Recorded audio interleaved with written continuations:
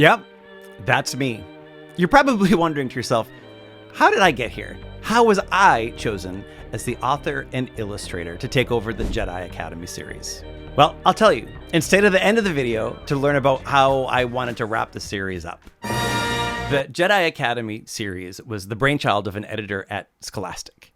And the series came to life with the incomparable Jeffrey Brown, who created the first 3 books in the Jedi Academy series.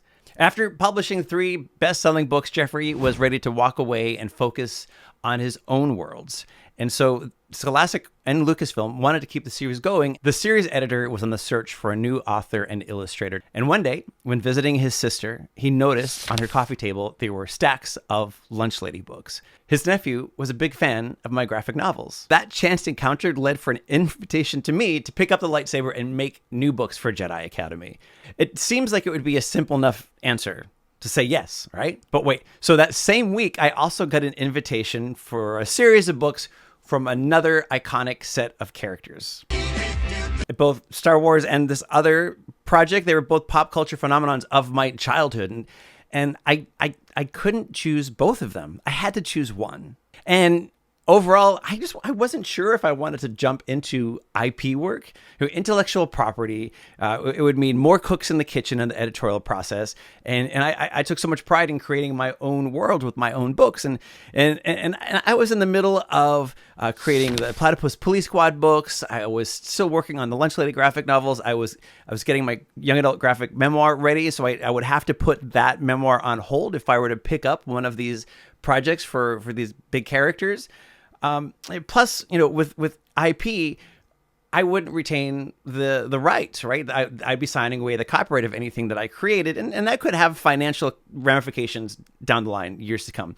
And if you're interested in how the financials of books work, check out my vlog on how authors make income from book sales. I break down how an advance against royalties works.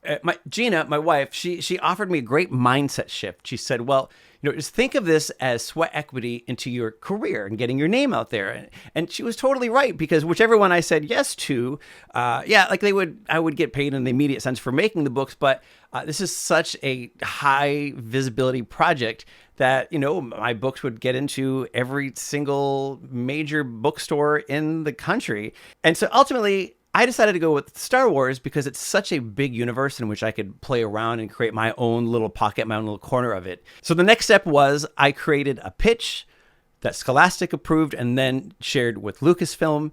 Lucasfilm was on board for my take, and now I had to get to work writing and illustrating. And it was a daunting task to jump into a popular series based on one of pop culture's greatest tentpoles. And so I led with creating my protagonist. It was the first thing I came up with, Victor Starspeeder.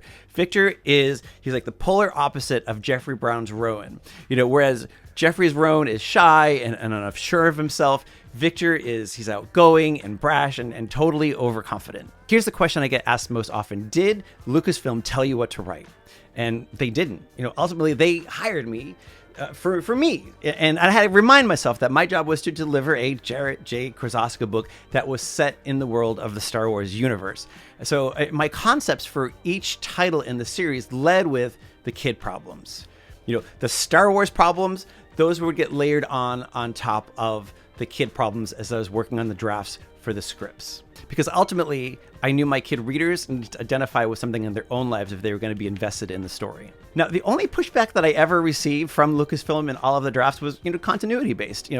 While the Jedi Academy books are not canon, they can't contradict anything that is canon. So if there's anything I had in the script that, unbeknownst to me, just didn't fit in with a small minor detail in another project that published previously, we just had to make a shift. And yeah, that's somebody's job at Lucasfilm, to read every single script for a film, game, and read all of the books to make sure that there are no continuity errors. Once my concepts were approved, I moved on to the manuscripts. Once the manuscripts were approved, I moved on to the sketches. And then once the sketches were approved, I moved on to the final artwork. The final art for the Jedi Academy books, like most of my graphic novels, it's a mix of traditional material and digital materials. I create my line work with a brush and ink on paper that gets scanned in, and the grayscales get layered in Photoshop. And I had an absolute blast working on the Jedi Academy books. And I especially love connecting with readers over our shared Star Wars fandom. And the wildest thing of all the cool things that have actually ever happened to me as an author is that I got to take my family on a Disney cruise. And we actually get to go twice because the Disney Cruise Line has a Star Wars Day at Sea excursions, and I was the guest speaker. And so, yeah, I gave my author presentation that I typically give in school cafeterias and auditoriums on a boat somewhere off the coast of Bermuda. Another cool thing that happened is I got to tour Lucasfilm headquarters and also got to see the headquarters for Industrial Lights and Magic and see some props from movies that just absolutely blew my mind. Now, I made 3 books in the Jedi Academy series, and I thought that I'd be done. You know, Star Wars operates in trilogies, at least they always tended to, but there was interest in doing something with Victor's sister, Christina. And, you know, I don't know the first thing about being a young woman and entering the workforce. So I knew that I couldn't write these books, at least not on my own. I brought in my friend Amy Ignatow, who is one of the very funniest people I know. We worked on the plot together. She wrote it all out. She dug deep into the character's thoughts, and then I created the artwork.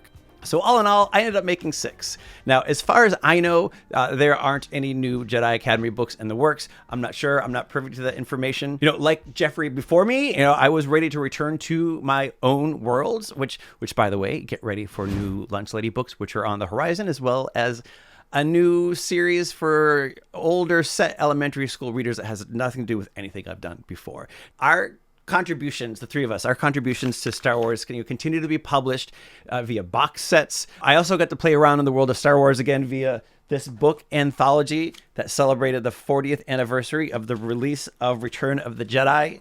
And my contribution, I was able to get into the mind of Admiral Akbar. What would be racing through Admiral Akbar's mind in the moments leading up? It's a trap! And who knows? Like, the door is still open for me to dip my toes into something Star Warsian in the future, and I really hope I do. It's an incredibly fun universe to play around with. Now, how did I really want to end the Jedi Academy series? So it would have gone something like this.